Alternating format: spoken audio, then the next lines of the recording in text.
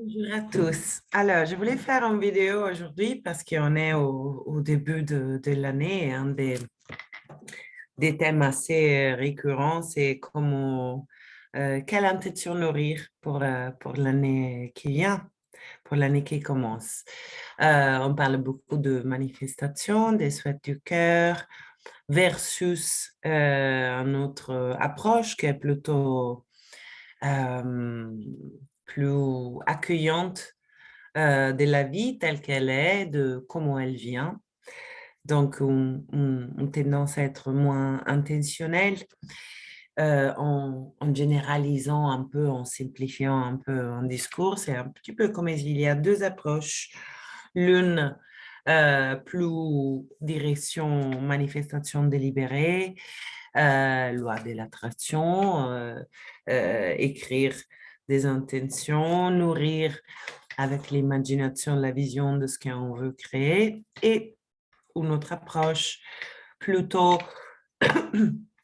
permettre à la vie de se déployer à travers nous et plutôt prendre soin en quelque part de la réponse intérieure à ce qui se passe.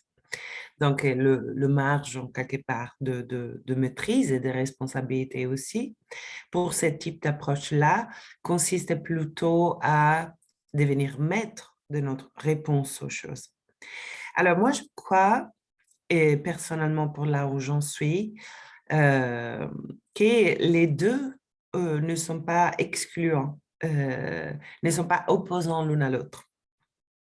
Je m'explique mieux. Je pense que un risque de comment dire, des, des personnes qui sont fortement attirées par loi de l'attraction, manifestation, pouvoir créateur, etc.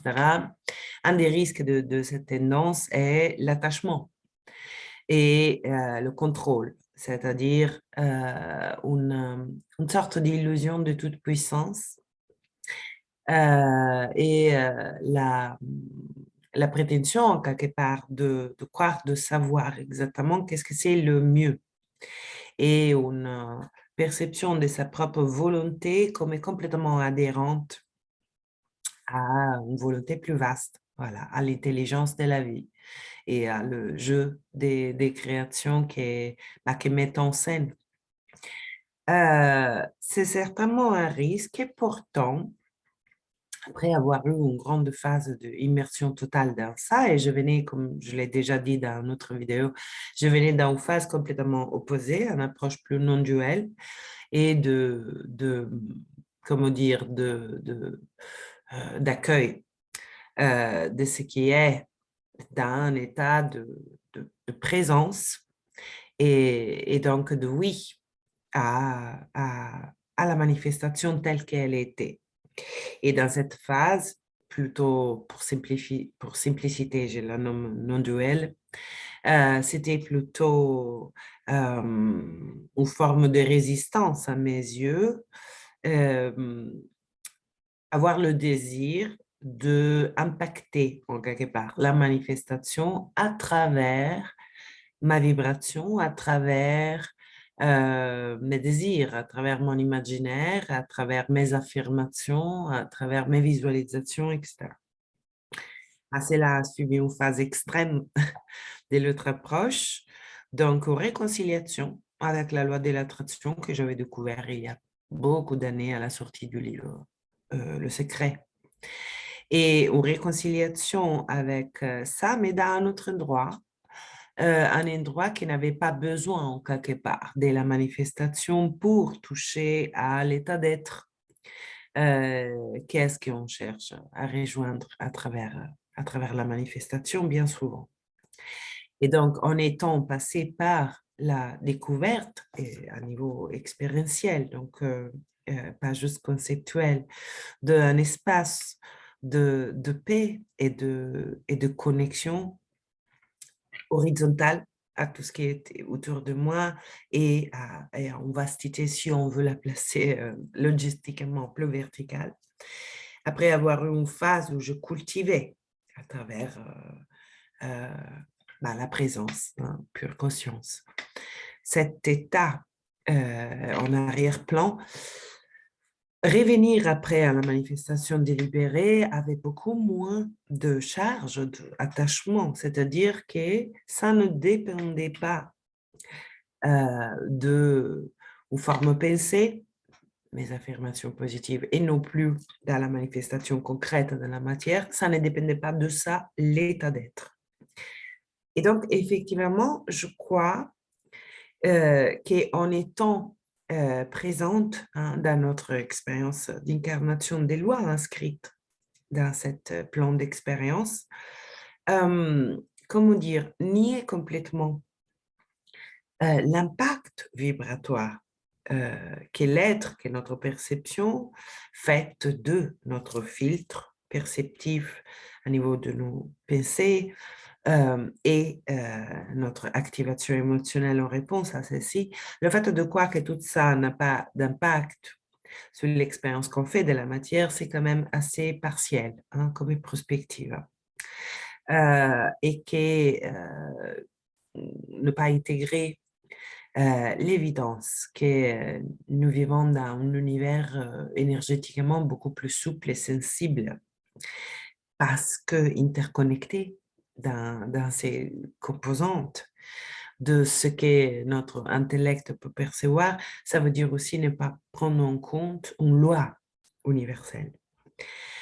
Donc, tout ce discours pourrait arriver à dire que c'est une période de l'année où je trouve que c'est riche de prendre le temps si on ne l'a pas déjà fait, hein, avant d'arriver à le démarrage de la nouvelle année, c'est généralement une phase qui est particulièrement facilitée, on va dire, énergétiquement par la vie avec la saison de l'hiver, qui est un temps quand même de plonger à l'intérieur et d'intériorisation, et ce qui met en lumière aussi qu'est-ce que ça me tient vraiment à cœur et peut-être aussi quel réajustement euh, j'ai envie d'acter, d'incarner intérieurement, quel réajustement, quelle expansion, si on veut, quelle évolution a envie de naître intérieurement en moi, au niveau de mes pensées, de ma perception, des émotions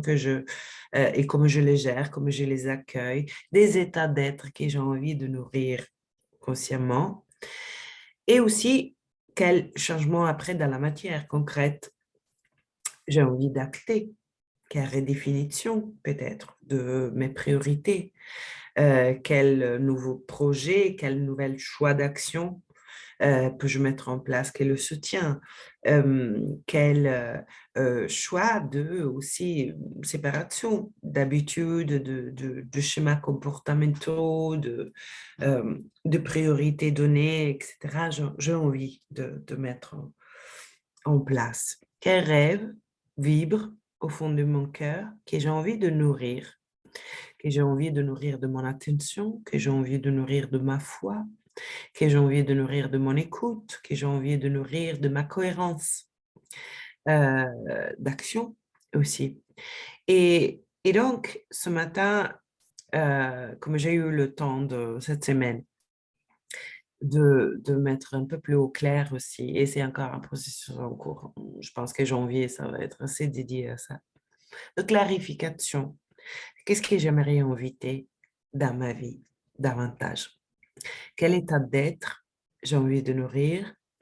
Quel état d'être j'ai envie de rencontrer pour transmuter? Donc, je n'utilise pas éliminer, hein. Il n'y a pas pour moi des choses qu'on élimine. Il y a des choses pour moi qu'on traverse et une fois que la conscience les rencontre, la conscience et l'amour les rencontrent, il y a un changement de forme, donc c'est fait presque naturellement. Donc, au lieu de dire éliminer les peurs, voilà, moi j'aime les traverser. Donc, ça veut dire les accueillir, se mettre en écoute, les comprendre, éventuellement aussi les localiser à niveau de mon histoire personnelle, ce qui ouvre à une capacité de compassion et compréhension plus vaste. Et moi, je crois que c'est toujours par là, en fait, qu'on passe après, parce qu'une forme puisse se transmuter dans autre chose. et donc qui ont peur, par exemple, puisse devenir un espace de sérénité plutôt que essayer de la éliminer. J'aime pouvoir la traverser et la traverser avec amour et conscience, comme ça, comme je peux, dans la mesure de ce qui m'est accessible dans le moment. Donc, tout ça pour dire que ce matin, j'étais donc en méditation et je nourrissais un des rêves qui vibrent dans mon cœur. Et qui éventuellement, donc voilà, dans le cas précis, c'est un espace de vie où pouvoir continuer à transmettre et aussi accueillir des gens et aussi donc tisser des liens avec une résonance de valeurs, d'intention, de conscience dans le lien, d'amour, de bienveillance, d'exploration sincère. Et donc, un espace aussi de validation, de permission, y compris de permission de l'ombre. Bref, cette rêve, logistiquement, devient un espace physique. Voilà. Et l'image, en tout cas, qui met à l'esprit et qui devient le conteneur de tous ces états d'être, expériences que je m'imagine, je pourrais vivre dans cet espace physique. Et je me rendais compte comment est tellement plus vibrante quand je ferme les yeux et je connecte cette rêve. Plutôt que connecter seulement qu'est-ce qui amènerait à moi personnellement dans ma vie. Donc voilà, plus de confort, parce qu'à l'évidence, je m'imagine un lieu qui est très beau, beau selon mon critère. Pour moi, la beauté est quelque chose d'important, nourrit mon esprit et mon corps et c'est un des choix, en fait, que j'ai à cœur d'honorer, de nourrir. Et donc, quand je m'imagine dans cet espace beau, que ça peut être, voilà, pour quelqu'un, un appartement parisien, pour quelqu'un d'autre ou pour moi-même, un moment différent de mon imaginaire et de mon parcours, ça devient une maison en nature, etc. Donc, je ferme les yeux, je m'imagine dans cet lieu, j'active cet état d'être de confort, sécurité, conscience du beau autour de moi, et donc peut-être inspiration, appréciation, gratitude, voilà.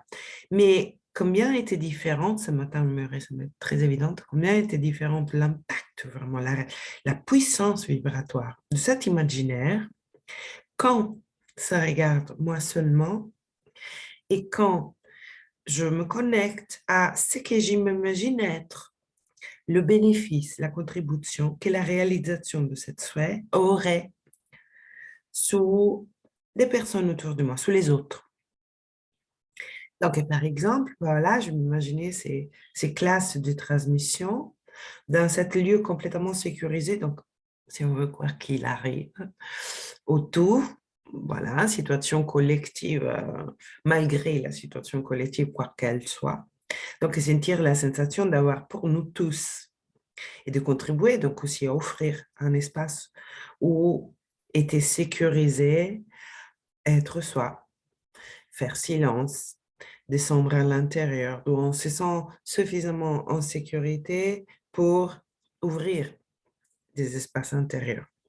Et après, j'imaginais le bénéfice d'un espace comme ça, comme un espace où on peut se sentir connecté cœur à cœur avec des autres, où on peut lâcher les masques et se permettre d'être avec ce qui est à l'intérieur. Et parfois, c'est de la joie et de la sérénité, et parfois, c'est de l'angoisse et de l'inquiétude, et parfois, c'est de la colère, et parfois, c'est de l'enthousiasme et de l'excitation, et parfois, c'est de l'appréciation, etc. Mais pouvoir être avec le vrai, tel qu'il est, sans devoir le étouffer pour fonctionner selon une perçue demande extérieure ou des interdictions aussi, hein, perçues extérieures.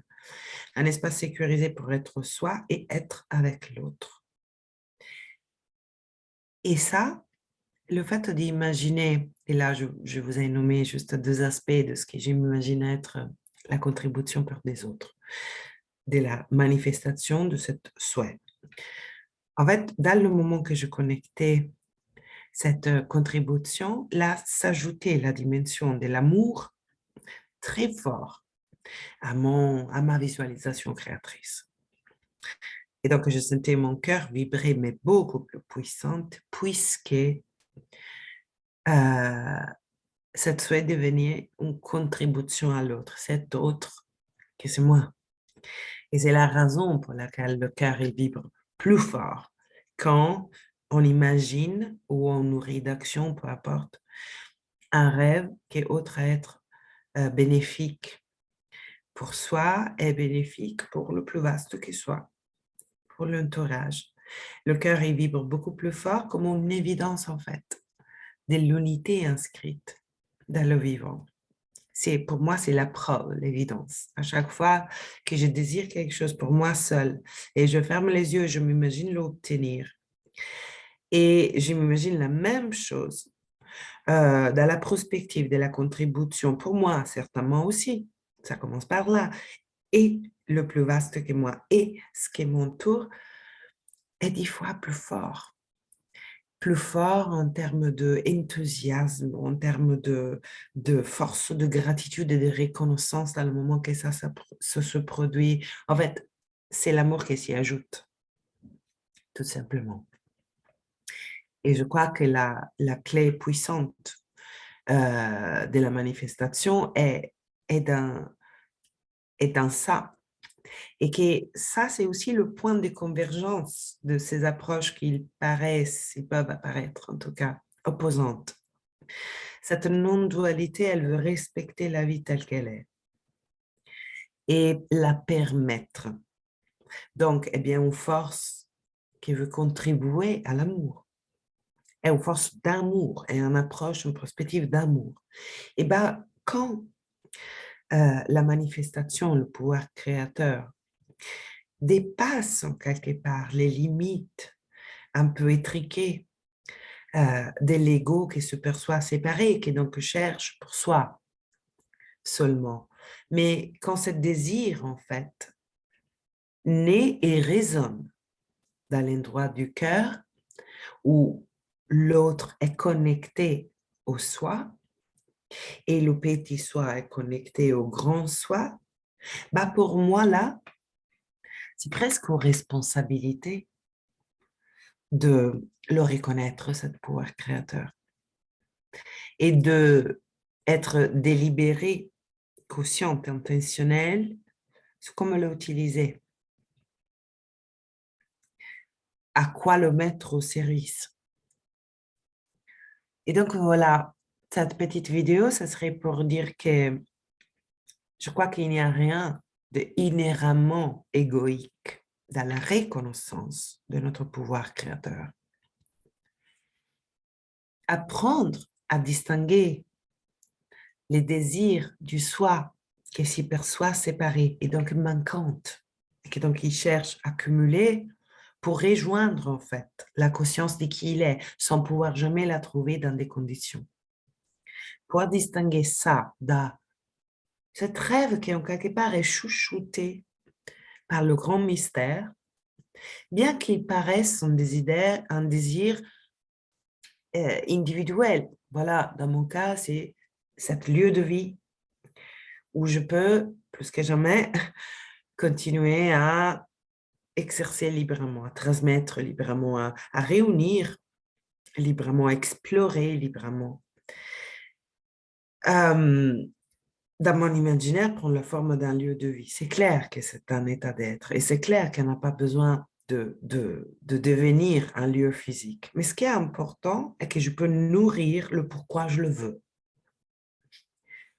Quelle valeur vibre en moi et que je souhaite incarner, vis-à-vis desquelles je souhaite m'engager. Comment les nourrir déjà dans mon imaginaire, avec mes affirmations, avec imaginant cet état et l'impact, la contribution que ça peut apporter au tout. Ça, pour moi, est aussi partie de mon hygiène spirituelle ou alors de ma responsabilité, si on veut. Je ne le vis pas comme un devoir, c'est-à-dire que je crois que la valeur de l'être, la mienne dit là, mais c'est à vous que je parle, ça n'a rien à voir avec n'est moindrement mise en question par l'accomplissement ou pas de désir, objectif, projet, manifestation, etc. C'est inhérent, c'est donné, c'est qui nous sommes. Et par contre, dans cette conscience-là, et donc dans cet espace aussi de liberté hein, par rapport à l'attachement, à ce que je manifeste, à ce que je crée, on peut jouer à la création. On est censé le faire. Je crois que ce pouvoir créateur, c'est là pour pouvoir prise conscience progressivement et humblement, on ne finit jamais, des lois universelles, euh, expérimenter comment peux-je contribuer avec mes pratiques intentionnelles à la fois de lâcher prise et accueil de ce qui est et de jeu créateur avec ce pouvoir de rendre manifeste des possibilités qui sont déjà là, mais que mon filtre perceptif peut-être m'empêche de voir. Donc, cette expansion de vue du possible qui devient après l'expérience dans la matière du possible. Voilà, je crois que c'est ce mouvement entre les deux. Nous sommes fort invités à l'intégrer, à l'incarner. Et pour ceux qui aiment jouer à la manifestation et à l'utilisation de ce pouvoir créateur en définissant vers quoi je veux le canaliser, quoi je veux nourrir dans ma vision intérieure, de mon imagination, donc aussi de mon activation émotionnelle, de mes affirmations, donc aussi de l'alignement de mon intellect à soutien de cette vision. Pour les personnes qui ont envie, ils sont l'appel à explorer cette direction. Mon petit tips aujourd'hui, ce serait, vous voyez qu'est-ce que ça change quand vous vous asseyez dans votre visualisation et vous y ajoutez la conscience de l'impact, la contribution. Donc, juste en se posant la question, comment cette rêve peut contribuer pour le mieux pour des autres? Quel impact bénéfique j'imagine qu'il puisse avoir pour des autres? Pourquoi je le veux? Et dans cette pourquoi, transcender un peu, aller un peu au-delà du confin du soi seulement et voir comment ça peut impacter. Et nourrir dans nos méditations, en visualisation, c'est pourquoi. Donc, inclure la contribution à l'autre. Vous me direz, si ce n'est pas une expérience beaucoup plus vibrante, donc je crois puissante. J'espère que ça donne des pistes d'exploration. Merci beaucoup pour votre attention, comme toujours. Et voilà, à super vite. Belle soirée.